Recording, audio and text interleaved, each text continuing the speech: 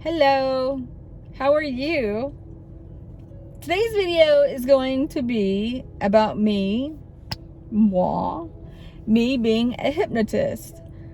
I want to talk about a couple of things that has happened to me while I had people hypnotized, which I find very interesting. And you might also. I am a quantum hypnotist. I was taught to hypnotize through Dolores Cannon's website, and I have kind of tweaked it a little to my own technique, so to speak. And if you're wondering why I'm in the same clothes that I was in my last video, it's because I am. I finished my last video just minutes ago before I started this one. I popped up with a great idea and I thought, hey, I'm gonna make another video. I'm gonna post it on a different day though. A couple of things that I want to say when I was hypnotizing people was, in the beginning, when you're taught, you go through like a 15-minute induction of putting him down in a trance. And it's either during the induction or at the very ending. And I want to say one time in the very beginning, I've heard this. You will hear strange things, as in knocking on the wall, scratching on the wall. And I have actually heard one.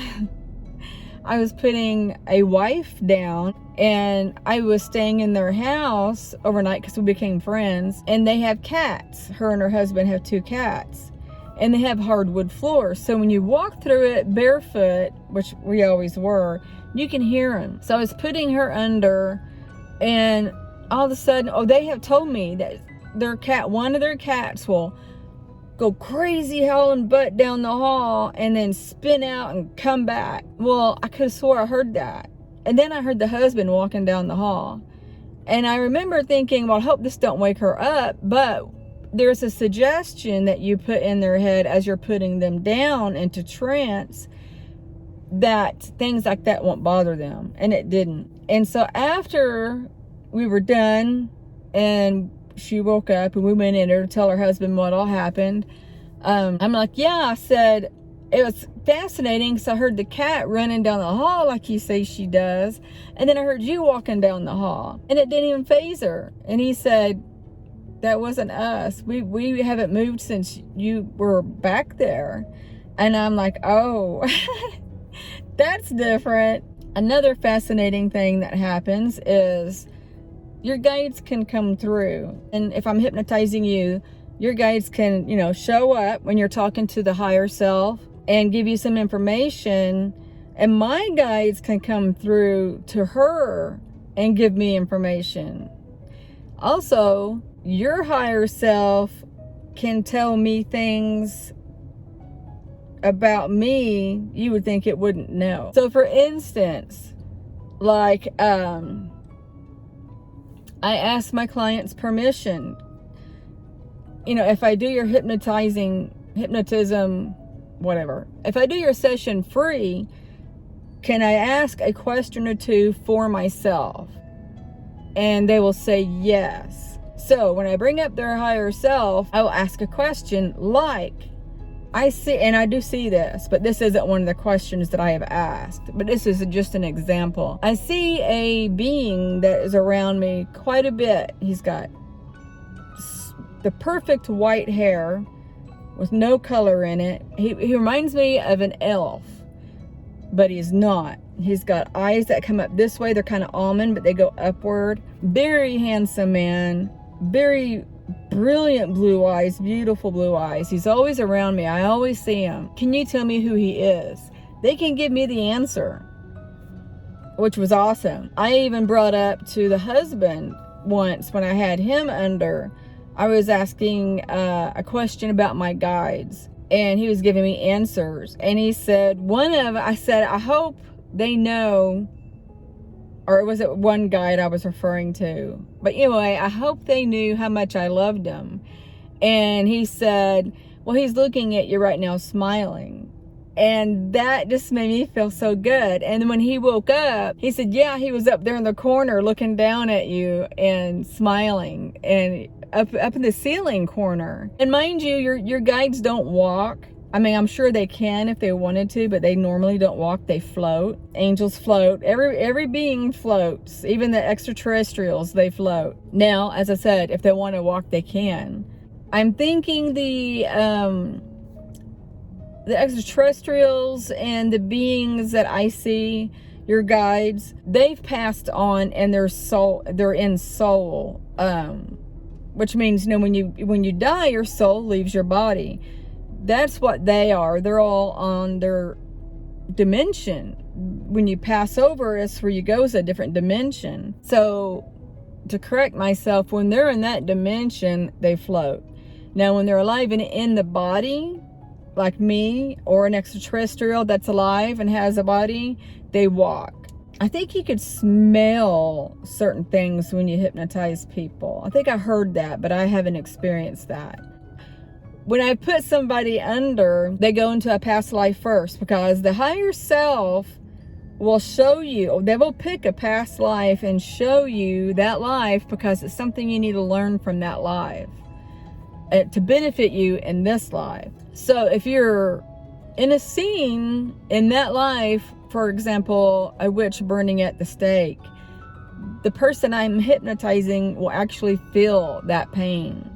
So you have to say certain things to, you know, remove them from that traumatic feeling, that they can watch only like an observer, but not be a participant. So that takes that pain away, and that emotional terror, it takes that away also. But you can go in various past lives. I have taken people back that were Sasquatches. I have taken people back that were being killed by, she said they looked like aliens, but they were giants, and they were killing people with their minds. They were crushing them from the inside out. You could see things like, I took the wife down, and she described a fairy that she heard often in the house, and she described what the fairy looked like, and that's the sound she was hearing, was the fairy playing in the house. Yeah, so those are just some things, not all things. I might do a Q&A one day to see if y'all have any questions, because when I'm trying to come up with these things on my own, I tend to go blank. I don't remember them all. We'll add this. When I was put under twice, I always felt like, and you'll feel this way too if you're ever hypnotized, you'll feel like you're faking it. You feel like you're bringing it all up and it's all fake, and, you know, no, I wasn't hypnotized. I just made it up.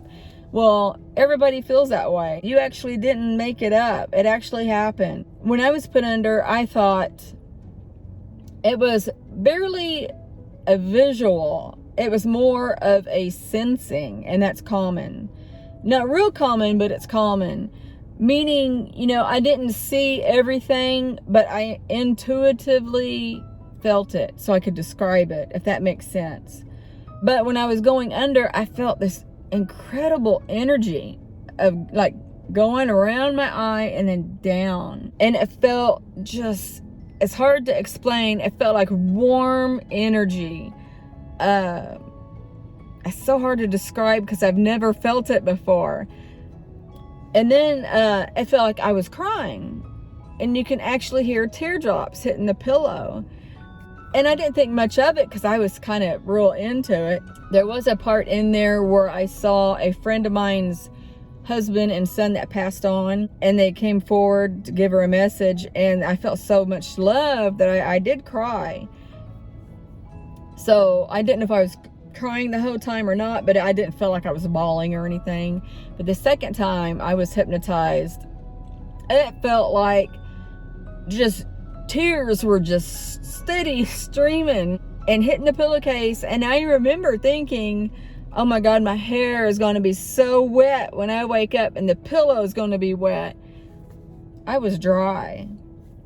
My face was dry. Everything was dry. And I remember thinking, that's weird. It felt like I was bawling. I could hear the teardrops hitting the pillow. Yeah. Weird things happen when you're hypnotized. Also, I want to throw out there, when you wake up, you're supposed to tell the client to go eat when they leave, because they're going to feel like tired when they wake up. They have to ground themselves when they wake up. So feeding themselves the food, the energy will ground them. If they go straight home and go to bed, when they get up, they're going to feel horrible, very, very bad. Also, with that suggestion of saying the background noises will, just be a normal thing and won't bother them, Dolores Cannon had said this, that she had hypnotized somebody in a hotel, and she was under, and the fire alarm went on, and she didn't get up. She just stood there and finished it. When the client woke up, she said, boy, that fire alarm was so loud. And the client was like, what fire alarm? So that goes to prove that when you put that suggestion there, it works, that they don't hear nothing. So yeah, that's pretty fascinating. There's also little kind of like, I don't want to say tricks, but things that you really got to think about. Because we say when we're in a scene, in a time and place where this client is in a past life, for instance, I was under hypnosis, and I was asked, because we always say, look down at your feet, because that's the indication if they were human, or if they're extraterrestrial, or fuzzy feet for a Sasquatch, or even a shoe can determine what era that you're in. And I was told, look down at my feet. And I looked down, and I was Arcturan on a ship. Down, I didn't have any feet, and I was a female. And I said, I don't have any. And a part of me was like, I don't have feet. But when I woke up, I realized I didn't have feet because I was floating. And that was my ship. So women can fly UFOs too, I guess. So yeah, I mean, little things like that are just so interesting. And there's so much more. You can ask your higher self for a healing. Let's just say, I have inflamed nerves in my hip, both hips. They can ask my higher self to heal that, and it's possible they can. They can heal scar tissue. They can work on your eyes if you have glaucoma, all kinds of things. And you can ask your higher self, hey, can you give me some more courage to go out in the public and not have so much anxiety, that they will actually work on that also. Very fascinating. Very fascinating. That's not all I wanted to cover. I wish maybe I'll do a second, like a part 2 maybe, and write down some things that I wanted to discuss. It's hard for me to do that because I don't know. I guess I procrastinate and think, well, I could do it without writing stuff down, and that's not the way it works for me. So I'm going to end this video here. I hope you found some of it fascinating. If you did, write me something down in the comments to let me know. If I get enough comments, I'll do a part 2. So I love you guys. I hope you're doing well. I'm sending you all love, light, and peace. Bye.